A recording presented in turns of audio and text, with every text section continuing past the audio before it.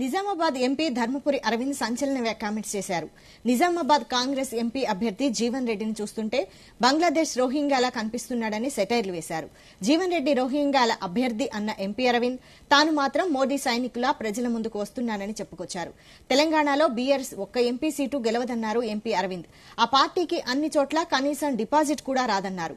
జగిత్యాలలో బీజేపీ కార్యకర్తల సమావేశంలో ఎంపీ అరవింద్ పాల్గొన్నారు. ఎక్కడ కూడా రాష్ట్రంలో డిపాజిట్లు రావండి, ఇందూరులో కూడా రాదు.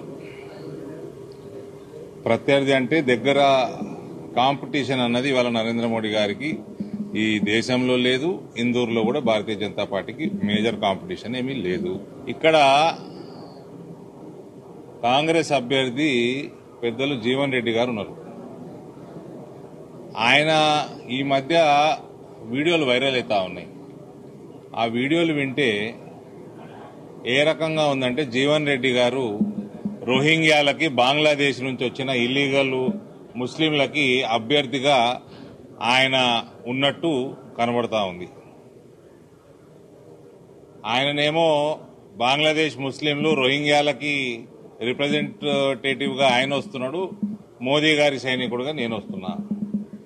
భారతీయులకి, భారతదేశంలో ఉన్న హిందువులకి, అందరూ భారతీయుల కోసం మేము అభ్యర్థిగా ఉన్నాము. జీవన్ రెడ్డి గారేమో రోహింగ్యాలకి, బంగ్లాదేశ్ ముస్లింలకి అభ్యర్థిగా ఉన్నట్టు మాట్లాడుతున్నారు ఆయన.